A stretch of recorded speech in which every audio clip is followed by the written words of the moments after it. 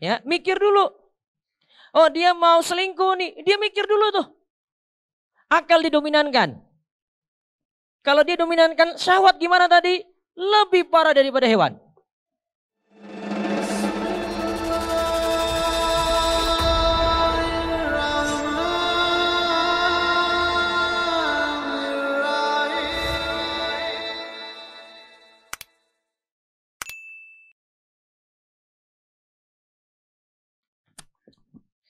Bismillahirrahmanirrahim. Assalamualaikum warahmatullahi wabarakatuh. Alhamdulillahirabbil alamin. Hamdan katsiran thayyiban mubarakan fi kama yuhibbu rabbuna wa yardah. Wa asyhadu an la ilaha illallah wahdahu la syarikalah wa asyhadu anna Muhammadan abduhu wa rasuluh. Allahumma salli ala nabiyyina Muhammad wa ala alihi wa man tabi'ahum bi ihsan ila yaumiddin. Allahumma inna nas'aluka ilman nafi'a wa rizqan thayyiba wa amalan mutaqabbala. Kita bersyukur pada Allah pada kesempatan sore ini kita akan melanjutkan kembali masih menjelaskan apa yang disebutkan oleh Imam Ibnul Qayyim. Al-ilmu khairum minal mal. Ilmu lebih baik daripada harta. Sudah sampai poin ke berapa? Berapa? 12. Sekarang 13.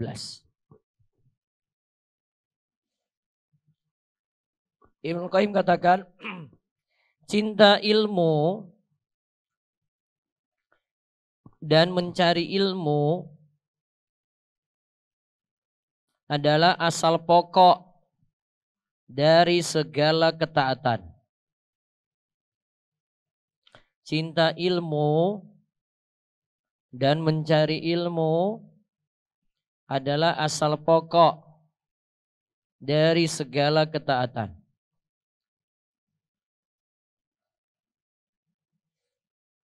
Sekarang harta.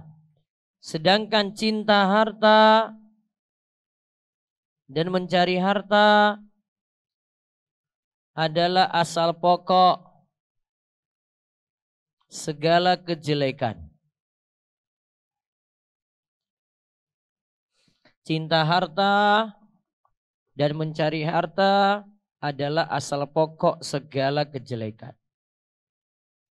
Jadi namanya ilmu itu efeknya selalu baik. Namanya ilmu itu, dan kita kalau membahas masalah ilmu berarti yang dimaksud ilmu agama ya. Ilmu agama itu efeknya selalu baik. Buahnya itu orang makin taat, bukan orang makin sesat. Sedangkan untuk harta efeknya itu bisa mengarah kepada maksiat. Bisa mengarah kepada kejelekan. Sehingga ketika memiliki harta itu butuh dituntun, butuh diarahkan, butuh dipandu. Tidak bisa dibiarkan begitu saja. Baik, nanti nyambung ke poin berikutnya lagi. Nomor 14.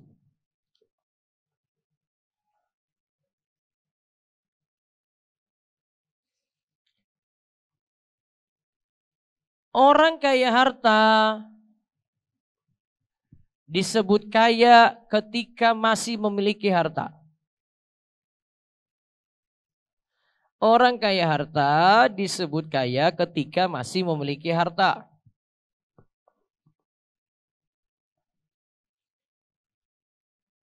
Berarti kalau hartanya hilang disebut kaya enggak? Hah? Kalau hartanya hilang disebut kaya? Tidak. Maka kalau harta hilang tidak lagi disebut kaya. Sedangkan orang berilmu, orang alim, dipandang ilmunya dan ilmunya kian bertambah. Dipandang ilmunya dan ilmunya kian bertambah. Jadi tidak ada istilah untuk ilmu itu hilang, itu gak ada.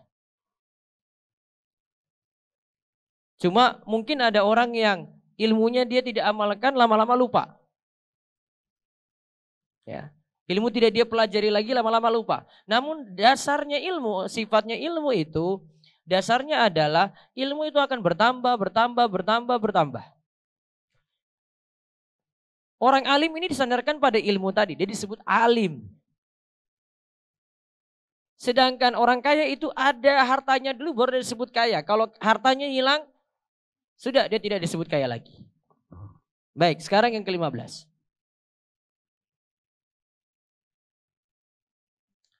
Imam Ibnul Qayyim mengibaratkan gini.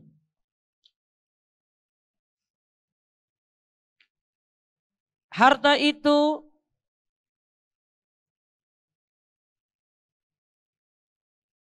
bentuk tampilan luar, bentuk tampilan luar. Seperti badan. Harta itu bentuk tampilan luar seperti badan. Sedangkan ilmu itu ada di batin layaknya roh. Ilmu itu ada di batin layaknya roh.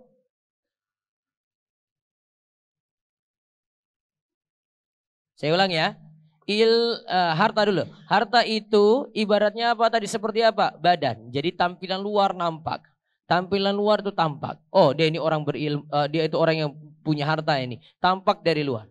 Sedangkan orang itu kalau dikatakan berilmu, dia kalau tidak tonjolkan ilmunya, dia tidak munculkan ilmunya, dia tidak tampakkan ilmunya, orang nggak tahu kalau dia itu berilmu. Lantas Ibnu Qayyim membawakan perkataan dari Yunus bin Habib. Ia berkata, ilmumu itu dari ruhmu. Sedangkan hartamu itu dari badanmu. Perbedaan ilmu dan harta itu sama dengan perbedaan ruh dan badan. Saya sederhanakan, berarti ilmu itu biasa tidak tampak. Kecuali kalau orang tampakkan diri. Dia tampakkan pada akhlak, pada adab gitu ya. Sedangkan harta itu sesuatu yang tampak. Orang lihat dari lahiriah dia. Layaknya badan. Dan nanti makin jelas ada pernyataan Ibnu Qayyim nanti di poin yang ke-18. Nanti akan saya jelaskan lagi. Baik, 16 sekarang.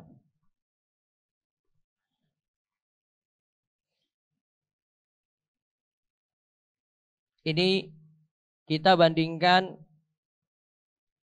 seorang alim dengan seorang yang punya harta. Orang alim itu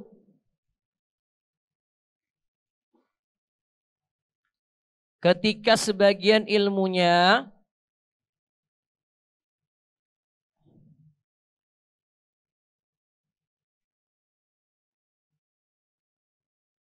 ditawarkan untuk diganti dengan dunia, seorang alim itu ketika ilmunya ditawarkan untuk diganti dengan dunia, ia tidak mau. Ia tidak mau.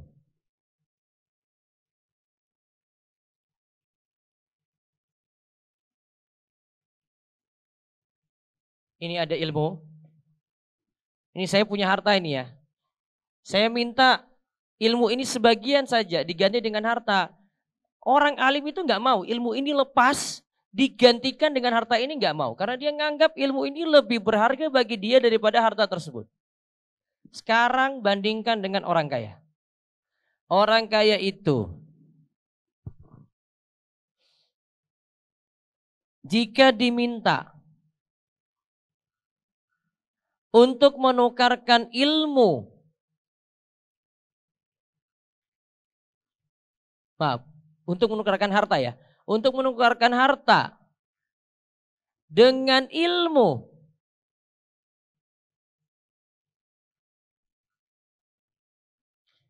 maka dia itu tidak akan mau juga. Yang dia pingin apa? Ingat kalimat lanjutannya. Yang ia inginkan, harta tetap ada, ilmu bertambah. Harta tetap ada, ilmu bertambah. Beda ya? Beda nggak dengan orang berilmu tadi? Orang berilmu, sebagian ilmunya diambil. Nih, kamu mau nggak saya kasih dunia untukmu nih? Dia katakan nggak, ilmu saya lebih saya senangi. Sedangkan kalau orang punya harta, kamu mau nggak saya tukarkan harta ini dengan ilmu ini? Dia bilang nggak, harta berkurang nggak mau. Yang dia pingin itu apa? Hartanya tetap, ilmunya bertambah. Jadi dia pingin dua. Dia pingin harta plus ilmu. Dia pingin apa? Harta plus ilmu. Dari sisi ini saya sudah jadi perbedaan. Jadi orang berilmu itu nganggap ilmu itu luar biasa bagi dia. Orang yang kaya juga nganggap ilmu luar biasa. Tapi kalau disuruh kurangi harta dia nggak mau. Maka biasanya sifat kita itu kalau untuk ilmu, kalau masih bisa gratis, gratis deh. Iya kan? Nah, ini bayar nggak atau gratis nih? Kalau bisa gratis, gratis. Nggak mau kurang gitu loh. Tapi pingin nambah ilmu kan? Pingin nambah ilmu. Disuruh keluarkan untuk bayar. Wah, kalau gratis alhamdulillah nih. Kalau suruh bayar nanti dulu. Coba aja kalau lihat ada buku gratis dengan buku bayar coba. Orang pingin yang mana? Hei bapak-bapak. Hah? Orang pingin yang mana? Yang gratis. Padahal dibagi gratis pun belum tentu baca. Iya kan? Oh yang penting saya punya dulu nih. Dia nggak mau uangnya itu kurang, nggak mau. Kalau bisa gratis, gratis. Nah itu sifat ilmu dibandingkan harta. Sekarang nomor 17.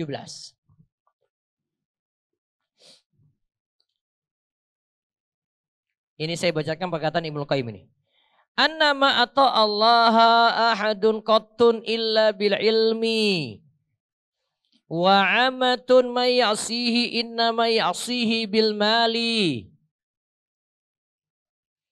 Seseorang itu bisa taat kepada Allah dengan benar karena punya ilmu.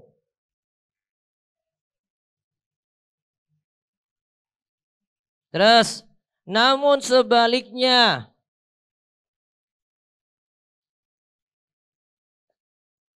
orang itu umumnya bermaksiat karena harta. Orang umumnya bermaksiat karena harta.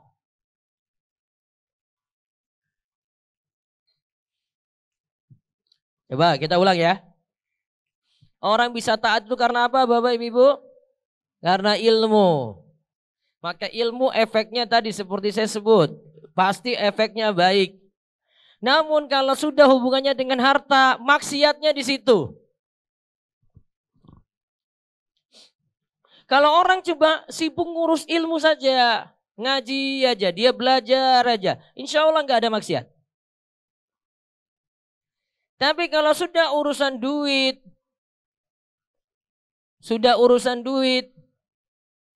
mau anak ngaji sekalipun, kalau sudah urusan duit, itu ngurusnya susahnya bukan main. Bisa nipu, bisa bohong, bisa bawa lari uang, bisa nggak bayar-bayar. Coba aja lihat tentang masalah utang coba. Utang apa memandang? Orang ngaji atau enggak gitu? Hah? Orang nggak ngaji, nggak bayar utang, yang ikut pengajian juga. Ada yang nggak bayar utang nggak? Ada. Ada yang sampai blokir nomor kita nggak? Padahal dia yang pinjam uang gitu. Ada nggak? Ada. Bapak yang ganggu ini kayaknya punya kasus itu gitu, tapi diam-diam aja. Gak pandang itu. Kalau cuma urusan ngaji saja, nggak ada masalah. Tapi kalau sudah kaitannya dengan duit, nah, tunggu problemnya nanti itu. Problemnya di situ tuh. Bukan di masalah ngajinya, masalah duitnya.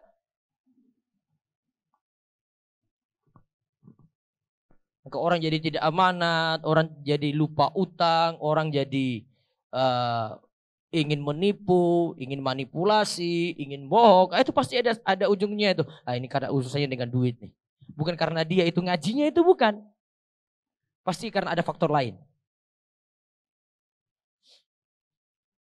Sudah itu nomor 17. Nah, maka untuk kompromi yang baik bagaimana? Orang yang punya harta harus tadi seperti kita bahas di sebelumnya, harus dibimbing dengan ilmu. Biar tidak banyak bermaksiat. Terus nomor 18. Ini sempat saya singgung tadi di pembahasan kemarin malam kayaknya. Ya. Annal alima yad'un nasa ilallahi bi'ilmihi wa halihi. Wa jami'al mali yad'uhum ila dunya bihalihi wa malihi. Orang alim itu mengajak manusia dengan ilmu dan dengan sikapnya. Orang alim itu mengajak manusia dengan ilmu dan dengan sikapnya. Sudah pernah dibahas ini? Sudah ya? Terus, orang yang punya harta itu, yang mengumpulkan harta, mengajak manusia ila dunya, kepada dunia. Dengan apa? Bihalihi, dengan keadaannya. Yaitu dengan sikapnya, dengan penampilannya, dan juga dengan dia tunjukkan hartanya. Coba tadi orang ngajak yang lainnya itu dengan dua cara ya. Kita kenal dengan cara yang pertama, dakwah bil ilmi, dakwah dengan lisan, ngomong.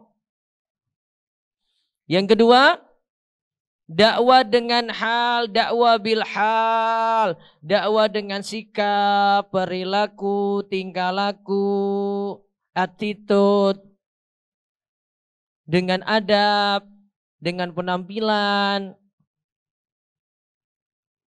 Maka tidak selamanya itu berdakwah dengan ilmu saja. Namun bisa juga dengan apa? Sikap, tingkah laku. Bahkan kemarin sudah kita sebut kadang sikap atau tingkah laku itu lebih berpengaruh daripada dengan ilmu. Ada orang berilmu yang tingkah lakunya itu jelek. Senyumin orang saja nggak pernah. Apalagi lihat kalau ada orang baru. Penampilannya kayak gitu.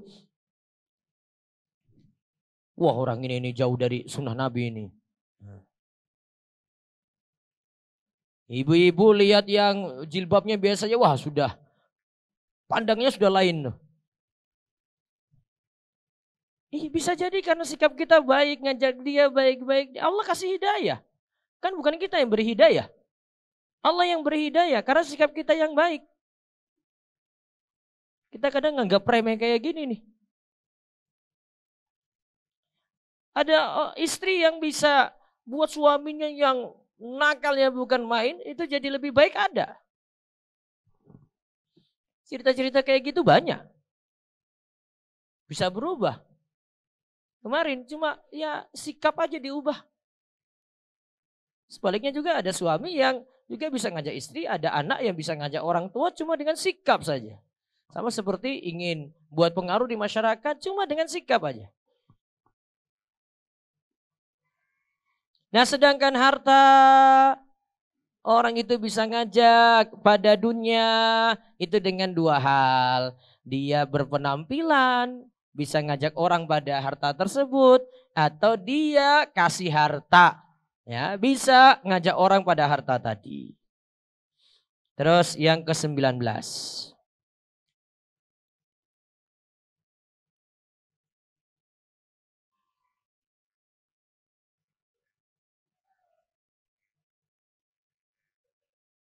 Baik. 19, harta dulu. Orang yang kaya harta bisa jadi ada orang lain mencelakakan dirinya.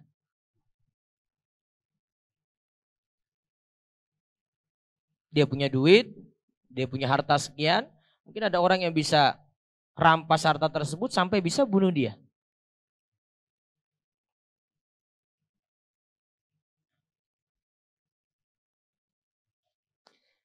Beda dengan orang yang punya ilmu.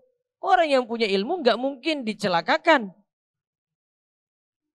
Orang yang berilmu justru makin dicintai, dimuliakan, bahkan dilayani.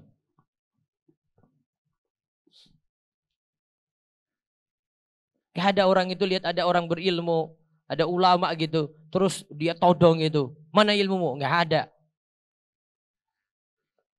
Namun kalau orang punya harta, ya kan? Dia bawa harta tadi, bawa duit banyak, ketahuan nih dia bawa duit banyak. Bisa ditodong nggak? Bisa. Ini tidak mungkin berlaku pada orang berilmu. Gak ada yang mau ambil kayak begitu. Orang berilmu gak mungkin dirampas seperti itu. Terus nomor 20.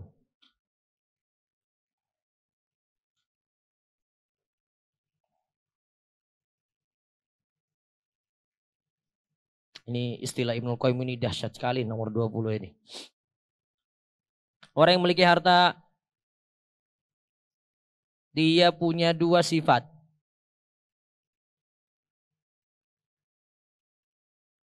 Yang pertama,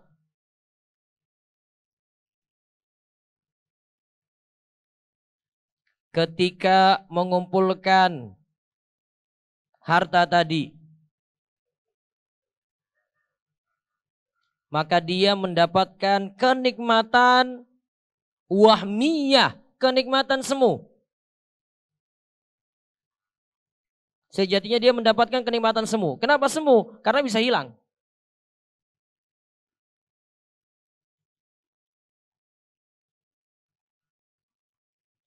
Terus sifat yang kedua, jika orang yang punya harta tadi memakai hartanya, memakai atau menggunakan hartanya, maka sifatnya itu adalah ladzah bahimiyah. Yang dia dapati adalah kenikmatan ala binatang.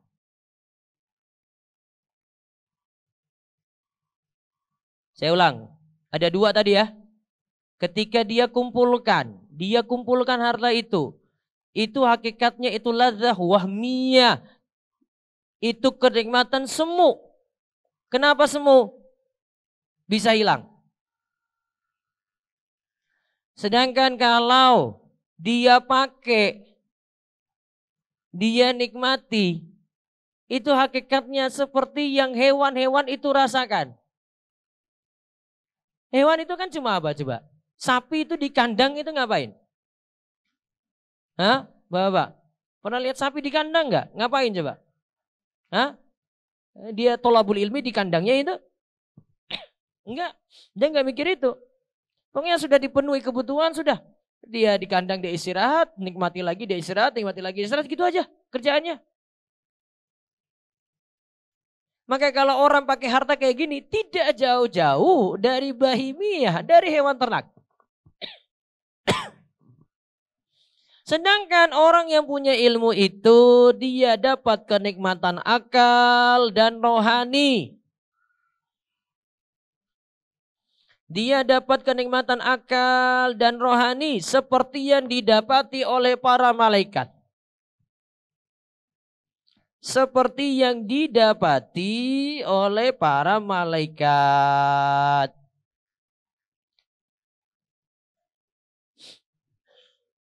Akal, kenikmatan akal dan rohani.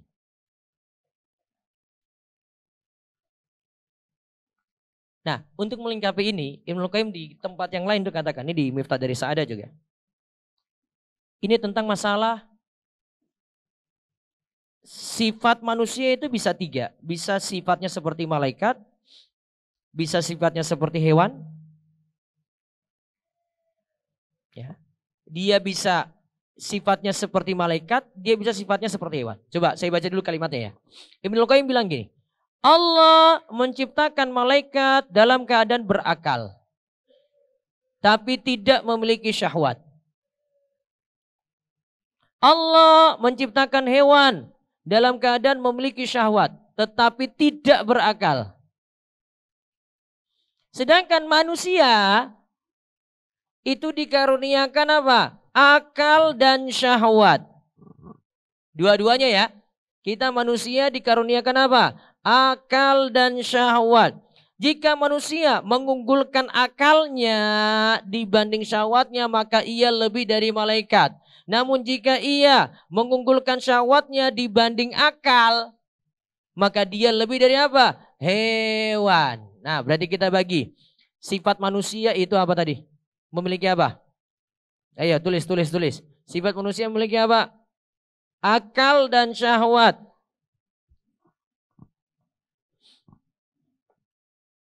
Sifat hewan memiliki apa? Syahwat tapi tidak memiliki akal.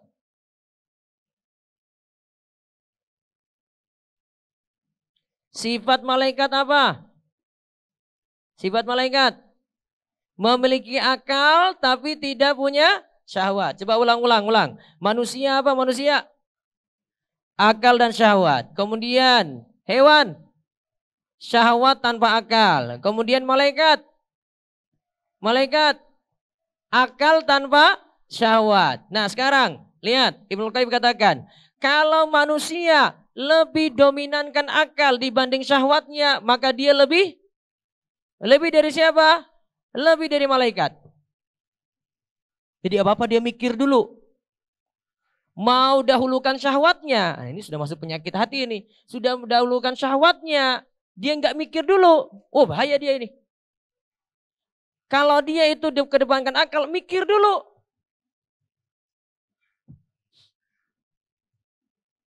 Ya, mikir dulu. Oh, dia mau selingkuh nih, dia mikir dulu tuh. Akal didominankan. Kalau dia dominankan syahwat gimana tadi? Lebih parah daripada hewan. Kalau dia dominankan akal gimana? Dahulukan akal, lebih daripada malaikat. Berarti syahwat itu butuh dikendalikan, bukan dituruti. Karena sifat kita itu ada akal dan ada syahwat. Syahwat tidak selamanya salah gitu. Nafsu syahwat tidak selamanya salah. Namun arahnya kemana? Ya, arahnya kemana? Kalau arahnya ke maksiat ya dosa. Ingat ya, manusia memiliki akal dan syahwat. Malaikat memiliki akal tanpa syahwat. Hewan memiliki syahwat tanpa akal. Maka kesimpulannya tadi gimana? Kalau manusia lebih dahulukan akal daripada syahwat, berarti lebih dari siapa? Malaikat. Kalau manusia dahulukan syahwat daripada akal, lebih dari apa? Hewan. Terserah mau jadi malaikat atau hewan kita ini.